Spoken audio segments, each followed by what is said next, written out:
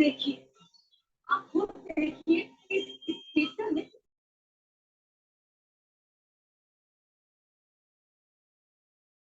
भूमृतां ज्ञातारं विश्वतत्त्वानां वन्दे तद्गुणलब्धये।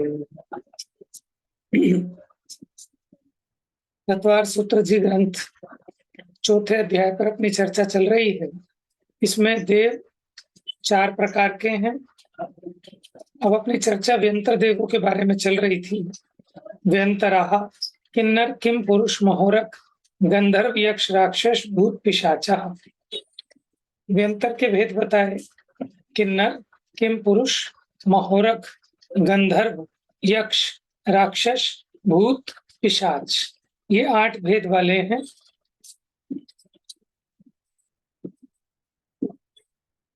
तो जो विविध देशांतरों में निवास करते हैं वे व्यंतर हैं। नामकरण की उत्तर प्रकृतियों के भेदों की अपेक्षा इनके ये नाम हैं, किन्नर किम पुरुषादिक। हिरण्यमती, इनके बारे में व्यंतर देवों के बारे में ऐसा कहते हैं कि वो मांस का भक्षण करते हैं, ठीक है। अथवा ये सब देवों का अवर्णवाद है। उनके कबलाहार ही नहीं, मानसिक आहार होता है। आहार की इच्छा उत्पन्न होते ही कंठ में से अमृत झड़ने पर संतुष्टि हो जाती है। अब अगला प्रश्न है, लोक में शल पढ़ोगे?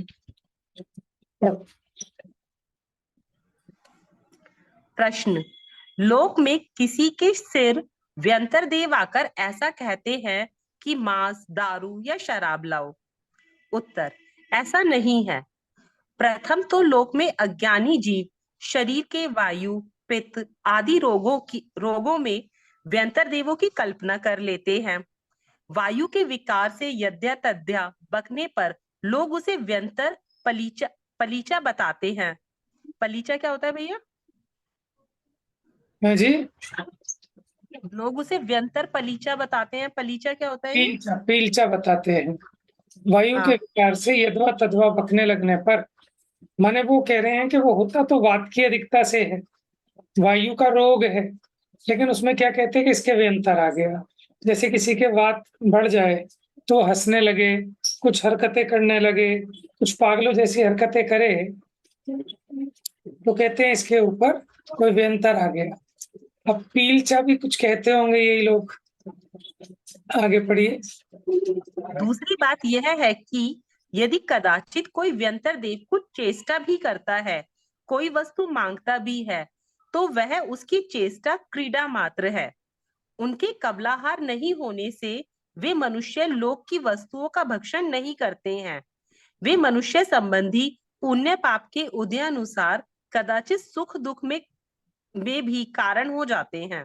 देखो, वे हमें सुखी दुखी तो कर नहीं सकते, लेकिन अगर हमारे पुण्य का उदय हो तब वे हमारे सुख में, और पाप का उदय हो तो दुख में बाह्य निमित्त बन जाते हैं। और कदाचित मान लो कोई व्यंतर देव मांगे भी कोई, तो वो भी उसकी लीला मात्र है, क्रीड़ा है।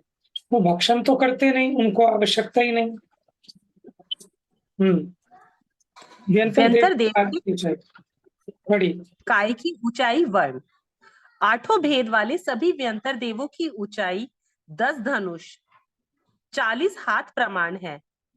किन्नर देव का शरीर हरित वर्णी, किमपुरुष का श्वेत वर्णी, महोरक का श्याम, गंधर्व का स्वर्ण समान पीत, यक्ष राक्षस भूत का श्याम वर्णी और पिशाच का शरीर अति काला कृष्ण वर्णी है। व्यंतर देव संबंधी चैत्य वृक्ष, इनके क्रमशः अशोक, चंपा, नागकेशर, तुम्बड़ी, बड़, कंटतरु, तुलसी, कदम, ये 8 चैत्य वृक्ष हैं। प्रत्येक वृक्ष के मूल भाग की प्रत्येक दिशा में प्रयाकाश में 4-4 जिन प्रतिमाएं विराजमान हैं। प्रत्येक प्रतिमा के आगे 3 पीठ के ऊपर एक मान स्तंभ है। प्रत्येक मान स्तंभ की 4 दिशाओं में कुल 28 जिन प्रतिमा है। इस प्रकार प्रत्येक चैत्य वृक्ष की 4 दिशाओं में 16 जिन प्रतिमा, 16 मानस्तंभ तथा उन संबंधी 448 जिन प्रतिमाएं हैं। भैया म्यूट हो रहे हो आप। ये भी आया था, लेकिन वहां 5-5 प्रतिमाएं बताई थी, यहाँ 4-4 प्रतिमाएं बताई हैं। तो वहां तो 20 थी चारों दिशाओं में, और हर एक प्रतिमा के सामने एक एक मान स्तंभ था।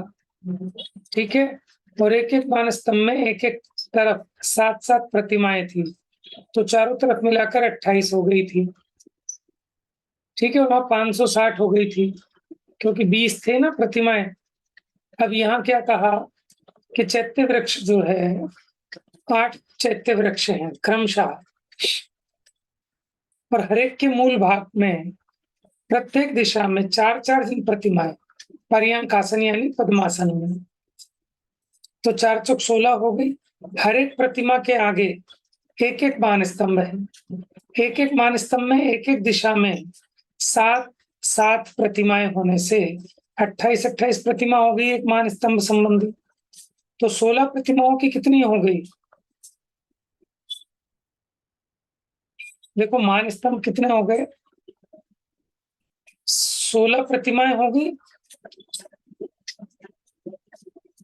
एक वृक्ष के मूल भाग की प्रत्येक दिशा में 4-4 जिन प्रतिमाएं हैं, तो एक वृक्ष संबंधी हो गई 16 प्रतिमाएं, और एक एक प्रतिमा के सामने एक एक मान स्तंभ, एक एक मान स्तंभ संबंधी 28-28, तो 16 × 28 करेंगे 448 मल्टीप्लाई किए 16 × 28 448। ये एक एक वृक्ष संबंधी हैं। ठीक है, 8 हैं चैत्य वृक्ष। अभी एक वृक्ष संबंधी बताइए। अब देखो जो 8 प्रकार के व्यंतर देव हैं, उनके पृथक पृथक कुल भेद। किन्नर के कितने भेद हैं? देखो किन्नर के 10 भेद गिनाए, फिर किम पुरुष के 10, महोरा बोल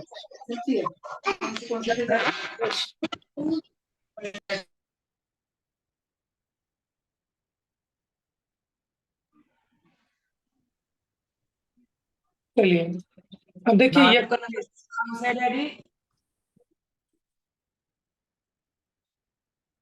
पढ़ू भैया। 1 मिनट। यक्ष के 12, राक्षस के, चलो राक्षस के पढ़ो। राक्षस के भीम, अच्छा, ये राक्षस के भीम, महाभीम, विघ्न विनायक, उद्यक, राक्षस, महाराक्षस, ब्रह्म राक्षस, ये 7 भूत के स्वरूप, प्रतिरूप, भूतोत्तम, प्रतिभूत, महाभूत, प्रतिछिन्न, आकाशभूत, ये 7 पिशाच के, ये 7 भूत के हो गए ये। हाँ, पिशाच के कुष्मांड, रक्षा, यक्ष, समूह, तारक, अरुचि, काल, महाकाल, शुचित,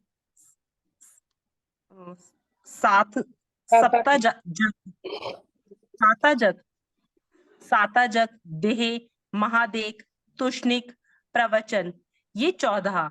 इस प्रकार व्यंतर देवों के मूल 8 भेद के उत्तर भेद 80 हैं। जैसे मनुष्य गति में क्षत्रिय, वैश्य आदि कुलों के इक्ष्वाकु, सोमवंश आदि अनेक भेद हैं, उसी प्रकार व्यंतर देवों के भी भेद जानना। व्यंतर देवों के इंद्र की विभूति। पहले किन्नर जाति संबंधी किमपुरुष और किन्नर इंद्र में से प्रत्येक के 4000 सामानिक देव, 4 महादेवी, 16,000 आत्मरक्षक देव, 3 सभाओं में से पहली अभ्यंतर सभा में 800, दूसरी मध्यवर्ती सभा में 1000, तीसरी बाह्य सभा में 1200 देव हैं। हस्ती, घोड़ा, रथ, प्यादा, गंधर्व, वृषभ, नृत्यकारिणी, ये 7 प्रकार की सेनाएं हैं। उनमें से प्रत्येक के पहले कक्ष में 28,000, दूसरे कक्ष में 56,000, तीसरे कक्ष में 1,12,000, चौथे कक्ष में 2,24,000, पांचवें कक्ष में 4,48,000, छठवें कक्ष में कुल 8,96,000, सातवें कक्ष में 17,92,000। इस प्रकार एक सेना में कुल 45,56,000 देव होने के कारण सातों सेना के कुल 2,48,92,000 देव हैं।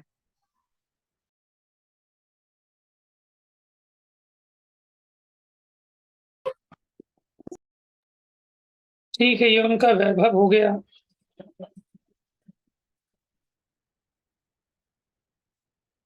क्योंकि इंद्र का प्रत्येक इंद्र का एक प्रतींद्र होने से यहाँ 16 इंद्र और 16 प्रतींद्र। इस प्रकार व्यंतर निकाय के 32 इंद्रों में से प्रत्येक की एक समान इतनी ही विभूति है, किसी में कुछ भी हीनाधिक नहीं है। यहाँ इनके 32 इंद्र परिवार हैं। व्यंतर देवों के आवास। जम्बूद्वीप से त्रियंग, दक्षिण दिशा की ओर असंख्यात द्वीप समुद्र, आगे जाकर रतन प्रभा, पृथ्वी के पहले खर भाग में से एक राक्षस बिन अन्य 7 प्रकार वाले व्यंतर देव तथा दूसरे पंख भाग में मात्र राक्षस जाति के व्यंतर देव रहते हैं। इसी प्रकार जम्बूद्वीप के उत्तर दिशा में भी 8 प्रकार के व्यंतर देव रहते हैं। पृथ्वी के ऊपर भी द्वीप, समुद्र, पर्वत, देश, ग्राम, नगर, घर के आंगन, गली, चौहटा, जल के स्थान, बाग, वन, देव मंदिर इत्यादि अनेक स्थानों पर व्यंतर देवों के आवास है। ऐसा कथन श्री सर्वार्थ सिद्धि राजवर्तिका जी में किया गया है। देखिए, ये जो व्यंतर देवों के आवास हैं, खर और पंख भाग में भी हैं, उसके अलावा जम्बू द्वीप आदि द्वीप समुद्रों में भी हैं, पर्वत, देश, गांव, घर के आंगन, गली, खाली जो पड़े हुए मकान, खंडर, हवेली, जल के स्थान, बाग, नदी के किनारे, वृक्षों पर, यहाँ पर भी व्यंतर देवों के आवास हैं। अब देखिए त्रिलोक सर जी में क्या कहा, पढ़िए। श्री त्रिलोक सार जी में ऐसा कहा है कि जम्बूद्वीप से लेकर असंख्यात द्वीप समुद्र आगे जाकर अंजन द्वीप में किन्नर के, व्रज धातुक द्वीप में किमपुरुष के, स्वर्ण द्वीप में महोरग के, मनहाशिला द्वीप में गंधर्व के, व्रज द्वीप में यक्ष के, रजत द्वीप में राक्षस के, हिंगुलक द्वीप में भूत के, हरताल द्वीप में पिशाच देव के नगर हैं। इन 8 प्रकार वाले व्यंतरों संबंधी 16 इंद्रों में से पहले नाम वाले किमपुरुष, सतपुरुष, महाकाय, गीतरति, मानभद्र, भीम, स्वरूप, काल, ये 8 इंद्र दक्षिण दिशा में तथा पीछे नाम वाले किन्नर, महापुरुष, अतिकाय, गीतयश, पूर्णभद्र, महाभीम, प्रतिरूप, महाकाल, ये 8 इंद्र उत्तर दिशा में रहते हैं। जी, आपसे प्रश्न है, व्यंतर देवों के भेद तो 8 हैं, लेकिन इसमें इंद्र 16 कैसे हो गए? क्योंकि 2 होते हैं ना, हाँ। व्यंतरों में और उनमें भवनवासियों में। पूर्वयो द्विइंद्र, भवनवासी और व्यंतर में 2-2 इंद्र होते हैं, और जितने इंद्र होते हैं उतने प्रतींद्र भी होते हैं, इसलिए 32 भी गिनाए टोटल में। पढ़िए। प्रत्येक इंद्र की जम्बूद्वीप के समान 1,00,000 योजन चौड़ी गोलाकार 5-5 नगरी हैं। 4 दिशा संबंधी 4 और मध्य में 1। इस प्रकार ये 5 नगरी चित्रा पृथ्वी के ऊपर समभूमि में है, पृथ्वी से नीचे या पर्वत आदि के ऊपर नहीं है। इनके चारों ओर 37.5 योजन ऊंची, 12.5 योजन चौड़ी स्वर्णमयी कोट रूप एक वेदी है। उसमें 62.5 योजन ऊंचे, 31 योजन चौड़े 4 दिशा संबंधी 4 द्वार हैं। प्रत्येक द्वार पर 75 योजन ऊंचा एक मंदिर है। उसमें 12.5 योजन लंबी, 6.25 योजन चौड़ी, 9 योजन ऊंची सुधर्मा नामक एक सभा है। इसमें 2 योजन ऊंचे, 1 योजन चौड़े द्वार हैं। प्रत्येक नगरी की 4 दिशाओं में नगरी से बाहर 2000 योजन आगे जाकर 1,00,000 योजन लंबे, 50,000 योजन चौड़े महारमणीक 4 वनखंड या बाग हैं। इन सभी की दक्षिण उत्तर संपूर्ण रचना पूर्णतः समान है। अपनी अपनी इंद्रपुरी के दोनों पार्श्वों में महातरी देवों के 84,000 योजन चौड़े गोलाकार नगर हैं। इनमें व्यंतर देव निवास करते हैं। अनेक द्वीप और समुद्रों में भी इनके नगर हैं। रत्नप्रभा पृथ्वी के पहले खर भाग में भूत जाति के 14,000 वन हैं। दूसरे पंख भाग में राक्षस जाति के 16,000 वन हैं। इस प्रकार 8 प्रकार के व्यंतर देव पृथ्वी के ऊपर मध्य लोक में रहते हैं तथा भूत और राक्षस जाति के व्यंतर देव इसके नीचे भी रहते हैं। देखिए, ये जो व्यंतर है इनका निवास अधोलोक में भी है, मध्य लोक में भी है और पर्वतों आदि पर भी है। अब इसके 3 प्रकार के स्थान बताएंगे रहने के, नीचे, मध्य लोक में और ऊपर। पढ़िए। पहली, कहां से? अच्छा, व्यंतर देवों के संबंधी 3 प्रकार के स्थान हैं। पहली, चित्रा पृथ्वी के मध्य में स्थित भवन, द्वीप समुद्र में स्थित नगर रूप भवनपुर और द्रह पर्वत वक्ष पर स्थित आवास। मध्य लोक की पृथ्वी से नीचे अधोलोक में भवन है। मध्य लोक पृथ्वी की समभूमि में भवनपुर है। समभूमि से ऊंचे स्थान वाले आवास है। इनमें से कोई व्यंतर तो मात्र भवन में ही रहते हैं, कोई भवन और भवनपुर इन 2 में तथा कोई भवन, भवनपुर और आवास इन तीनों में रहते हैं। देखिए, तीनों में डिफरेंस आ गया समझ में। नीचे जो है वो भवन, अपने लेवल पे जो है भवनपुर, और ऊंचाई पर जो है वो आवास। आगे पढ़िए। भवन वासियों के 10 भेदों में से असुर कुमार देव तो मात्र पंख भाग में बने हुए भवनों में ही रहते हैं। शेष 9 प्रकार के देव भवन, भवनपुर और आवास तीनों स्थानों में रहते हैं। इस प्रकार पहली चित्रा पृथ्वी से नीचे खर और पंख भाग में, ऊपर समभूमि और पर्वत आदि पर भवनवासी और व्यंतर देवों के निवास स्थान है। ऐसा श्री त्रिलोकसार जी में कहा है। देखिए, यहाँ पर भी ये बताया था, भूत और राक्षस जाति के व्यंतर देव इसके नीचे भी रहते हैं अधोलोक में, और भवनवासियों में ये जो असुर कुमार हैं वो तो नीचे ही रहते हैं अधोलोक में ही। यार ना, असुर कुमार देव तो पंख भाग में बने भवनों में ही रहते हैं। शेष 9 प्रकार के देव भवन, भवनपुर और आवास में।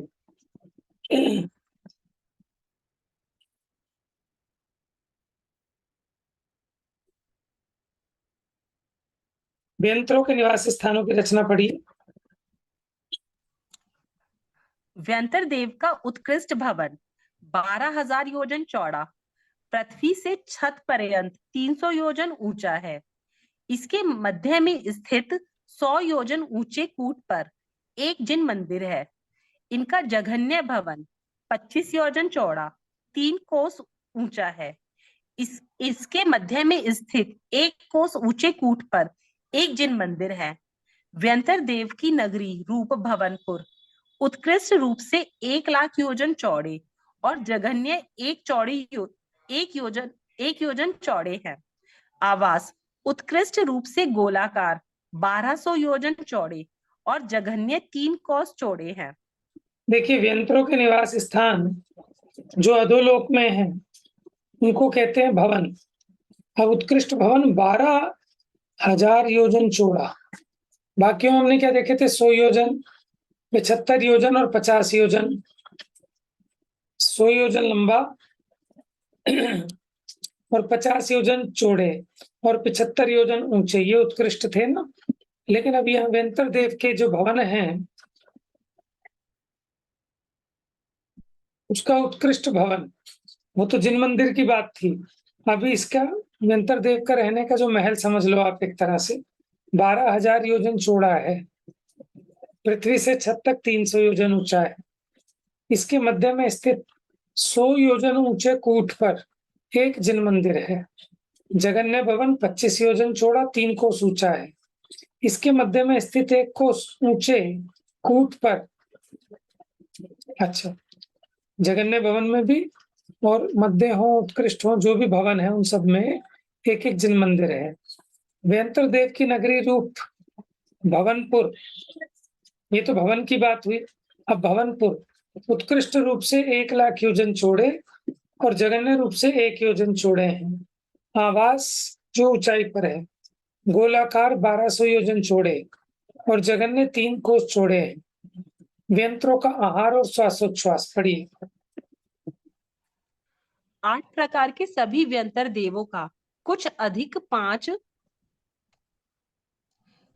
दिन बाद एक मानसिक आहार होता है तथा कुछ अधिक 5 मुहूर्त या 10 घड़ी बाद एक बार श्वासोच्छ्वास होता है। देखिए, 5 इस दिन बाद प्रकार मानसिक आहार और 5 मुहूर्त बाद एक श्वासोच्छ्वास। पढ़िए।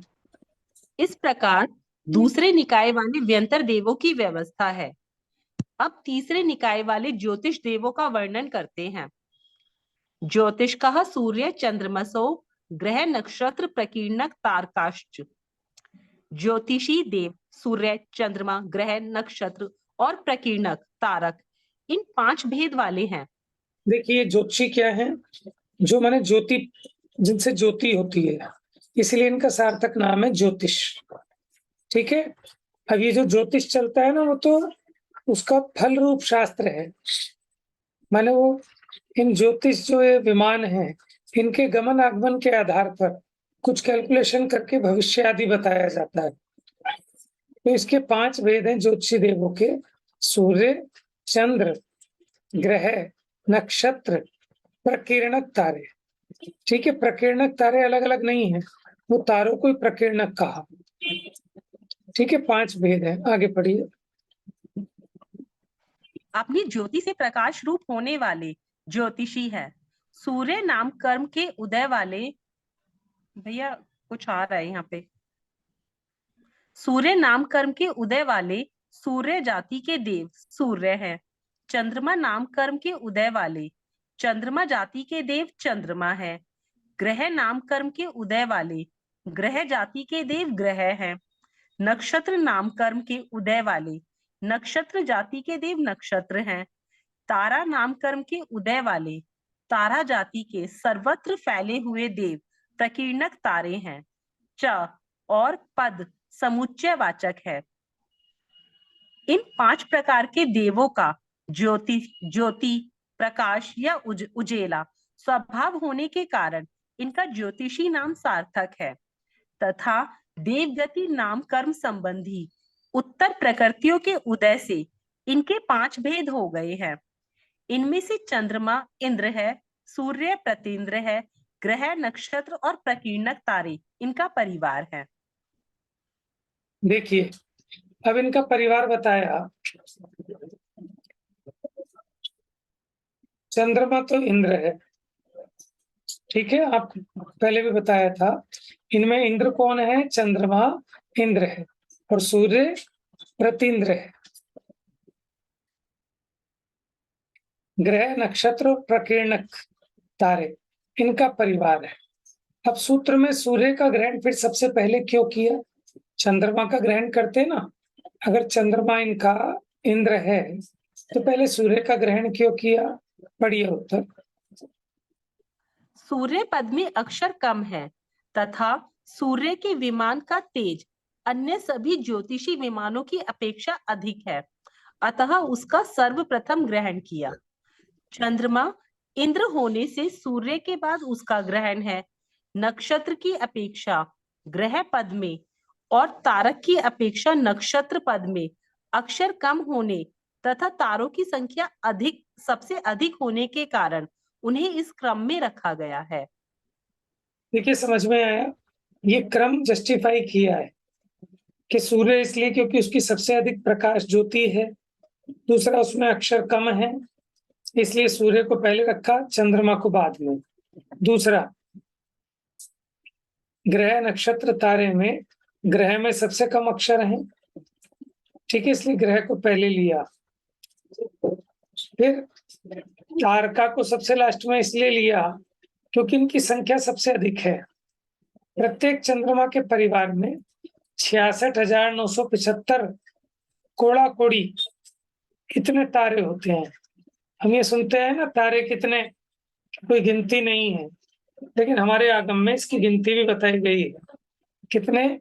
एक चंद्रमा के परिवार में 66,975 कोड़ा कोड़ी तारे हैं। चलिए आगे पढ़ते हैं।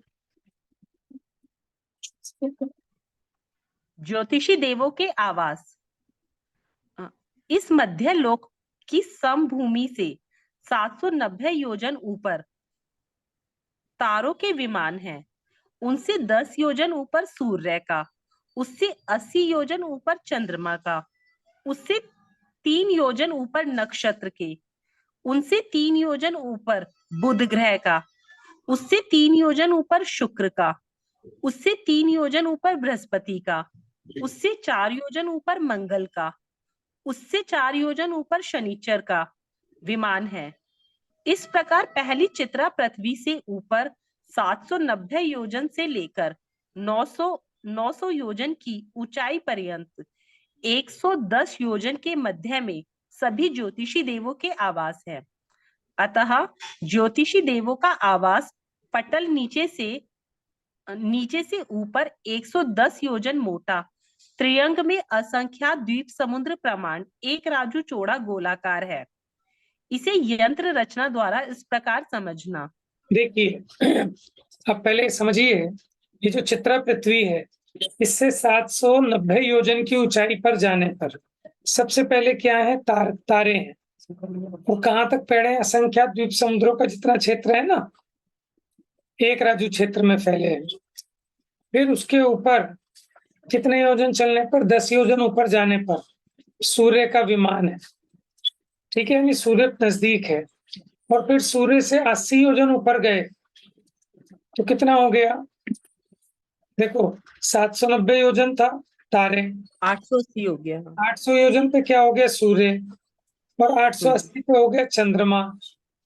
ठीक है, अब 3-3 योजन की ऊंचाई पर देखो, पहले 3 योजन की ऊंचाई पर नक्षत्र हैं, फिर उसके बाद ग्रह चालू होते हैं। तो पहले बुध ग्रह 3 योजन ऊंचा, फिर उसके ऊपर शुक्र, फिर बृहस्पति, फिर उससे 4 योजन ऊपर मंगल, उससे 4 योजन ऊपर शनिचर का विमान है। तो पहली चित्रा पृथ्वी से ले 790 योजन से 900 योजन, यानी बीच में 110 योजन की मोटाई में ये सारे ज्योतिषी विमान है। अब यंत्र रचना देखिए, पढ़िए।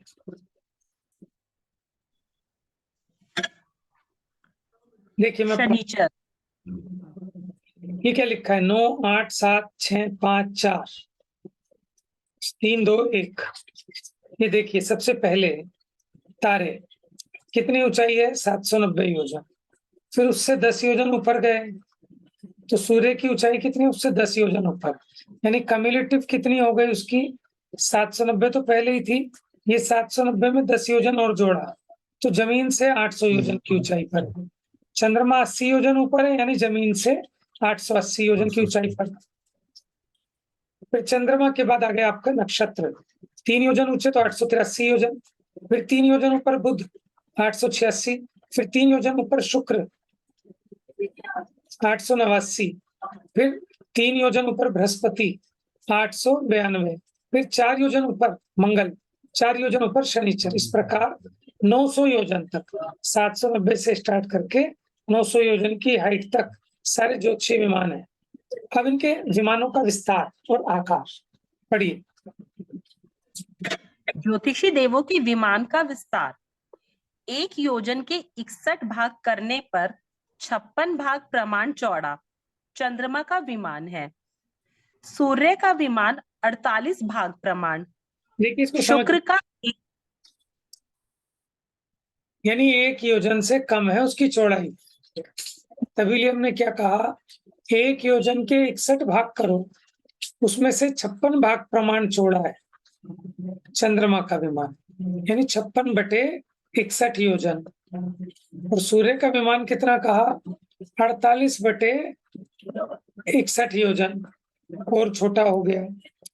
शुक्र का 1 कोस चौड़ा, बृहस्पति का कुछ कम 1 कोस। पढ़िए। बुध, मंगल और शनिचर के आधा कोस चौड़े, राहु और केतु के कुछ कम 1 योजन चौड़े हैं। ताराओं के विमान जघन्य से 1 कोस की चौथाई या 500 धनुष और उत्कृष्ट 1.25 कोस चौड़े हैं। नक्षत्र का विमान 1 कोस चौड़ा है। अपने अपने विमान की चौड़ाई से आधी इनकी मोटाई है। यानी ऐसे जो चौड़ाई है ना, उस चौड़ाई से आधी इसकी मोटाई है। इन विमानों का आकार पढ़िए। जैसे सब ओर से गोलाकार किसी गोल पिंड को बीच से विभक्त करने पर उसके 2 खंड हो जाते हैं। उनमें से एक खंड रूप आधे गोले को ऊंचा करने पर वह ऊपर की ओर अधिक चौड़ा और नीचे की ओर क्रमशः घटता जाता है। उसके समान ही सभी ज्योतिष देवों संबंधी विमान के आकार हैं। इनकी तली नीचे होने के कारण ये ऊपर से चौड़े और नीचे की ओर सकरे हैं। इन विमानों के ऊपर इनकी नगरियां हैं। प्रत्येक विमान संबंधी एक नगरी में एक जिन मंदिर होने से इन ज्योतिषी देवों के असंख्यात जिन मंदिर हैं। इस प्रकार सभी ज्योतिषियों के विमान अर्धगोलाकार हैं। देखिए, समझ में आया? जैसे नींबू है, उसको बीच में से हाफ कर दिया, ठीक है, आधा नींबू। इस तरह के वो विमान है। उसके ऊपर वहां देवों की रचना है, उनके महल आदि की रचना है। तो देखने वाले को नीचे से कैसा दिखेगा? पूरा गोल। लेकिन कैसे? ऊपर चौड़ाई अधिक है, नीचे चौड़ाई कम हो रही है उसकी, ऐसे। ठीक है, तो अर्धगोलाकार है। अच्छा, इनके विमानों में परस्पर अंतर कितना है? ये लास्ट पैराग्राफ और पढ़ लेते हैं, फिर कल देखेंगे इसको। इनके विमानों में परस्पर अंतर कितना है? एक तारा से दूसरे तारा के मध्य त्रियंग रूप समान क्षेत्र में जघन्य अंतर 1 कोस के 7वें भाग प्रमाण, मध्यम अंतर 50 योजन और उत्कृष्ट अंतर 1000 योजन है। एक चंद्रमा से दूसरे चंद्रमा और एक सूर्य से दूसरे सूर्य के मध्य जघन्य अंतर 99,640 योजन और उत्कृष्ट अंतर 1,02,60 योजन प्रमाण है। ठीक है, 2 सूर्यों के बीच में अंतर। आप देखो, जम्बू द्वीप में ऐसे 2 सूर्य चलते हैं, ऐसे। आज जो आया है वो परसों आएगा, ठीक है। तो अब ये जो 2 है ना, 1,00,000 योजन टोटल दूरी है। तो इन दोनों के बीच में अंतराल कितना बताया? जघन्य अंतराल भी बताया और उत्कृष्ट अंतराल भी बताया। अभी तो हम खाली जम्बू द्वीप की अपेक्षा देख रहे हैं।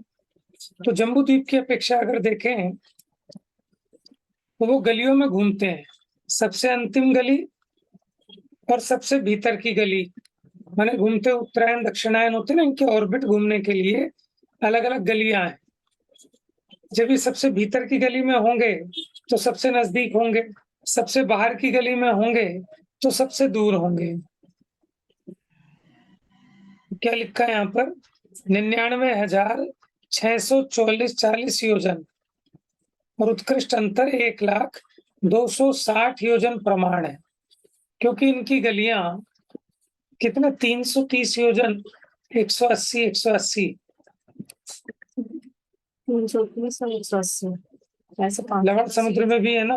510 योजन में है, 330 और 180। चलिए, अब इसमें और आगे आएगा। बस आज इतना ही, शेष चर्चा कल करेंगे। जावानी के ज्ञान से सूझे लोकाल